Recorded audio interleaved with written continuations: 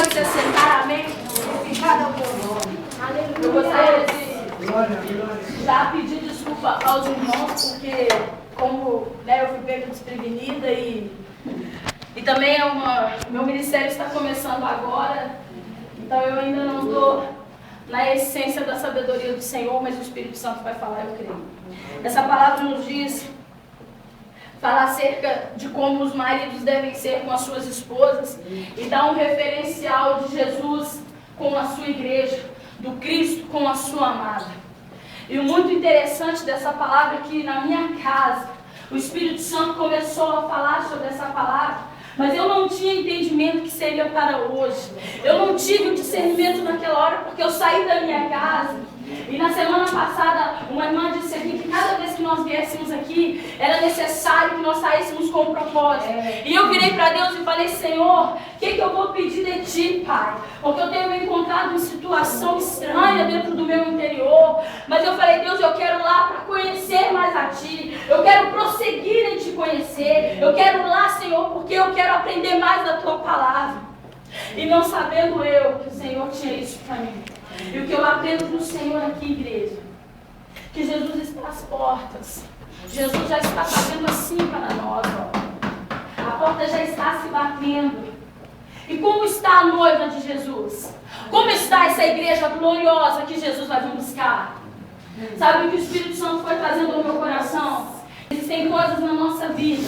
Meu Deus. E eu vou trazer aqui de uma maneira bem simplificada as coisas que mais o Espírito Santo trouxe ao meu coração lá na minha casa. Existem nos nossos corações.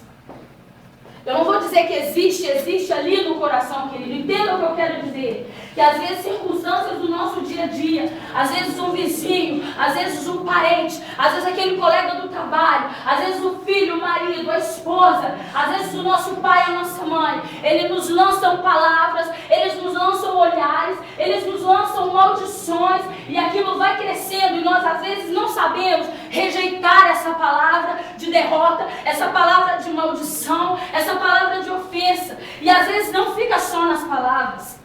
Às vezes os nossos inimigos, que não são exatamente como o irmão disse, eles não são nossos inimigos, nosso inimigo é o diabo. Mas às vezes essas pessoas que se deixam usar pelo diabo, eles vêm com atitudes, eles vêm com coisas arquitetadas, projetos malignos, para ferir o nosso ministério, para ferir a nossa família, levantam com calúnias, injúria contra nossos filhos, nós que somos mães, sabemos que dor, e não é só aquela dor de parto, mas aquela dor de criar, aquela dor de educar, aquela dor de ver uma roupa na vitrine e falar, eu não posso porque meu filho não tem vestes, eu não posso porque o meu filho não tem o que comer. E você que é pai, você vai trabalhar todos os dias, você aguenta a humilhação do seu patrão, a perseguição do colega, para poder dar um sustento para a sua família, para honrar o seu papel de sacerdote, para honrar o seu papel de homem, de varão de Deus, diante da tua família e diante da sociedade. E existem aquelas pessoas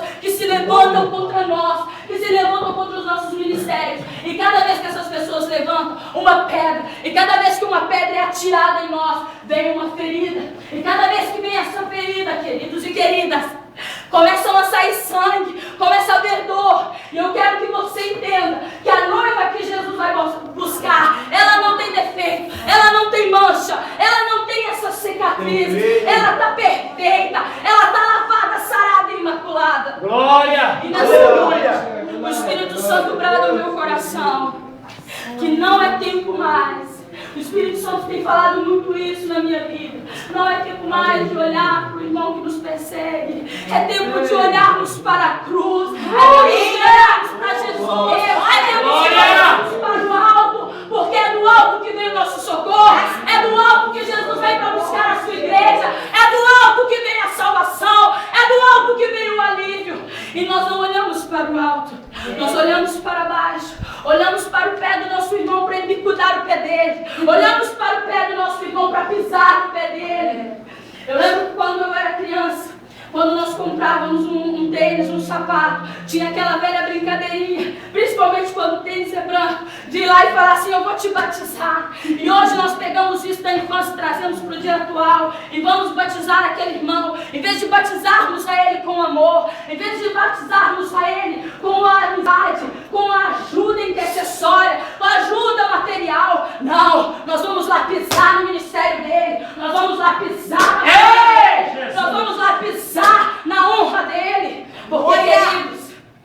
Quando se levantam contra a nossa vida, não se levantam contra nós, se levanta contra Jesus, porque somos chamados e escolhidos do Pai. Quando se levantam contra o nosso ministério, uma coisa que as pessoas não têm entendido, que às vezes a pessoa fala assim: é o meu ministério. Tira isso da sua cabeça, meu amado e minha amada. Esse ministério não é seu, esse ministério é de Deus sobre a sua vida. Aleluia! Essa unção de pregador que você leva, essa sabedoria excelente que você tem de Deus, não é sua, é de Deus.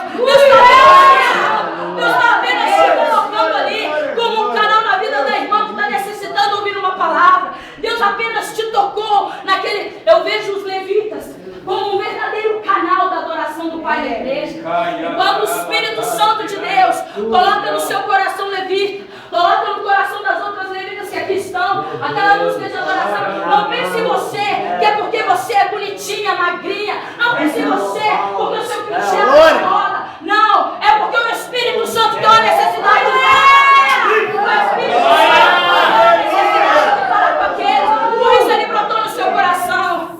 Porque se você não puder cantar, se você não puder levar a igreja a adorar Jesus, ele vai fazer a pedra adorar, mas é necessário que o adore. Então você não pode se vangloriar porque não é você. Mas eu quero voltar aqui às coisas que têm nos acontecido. A Bíblia tem inúmeras referências de que os dias são maus, que era necessário que nós tivéssemos bom ânimo. E hoje, usada pelo Espírito Santo de Deus, eu quero te dar a injeção do bom ânimo. A injeção do bom ânimo só tem um nome, mas é um nome poderoso, é um nome grande, é um nome que faz os céus e a terra, é um nome que pode mudar toda a situação, que pode tirar você do opróbrio e te colocar na cadeira do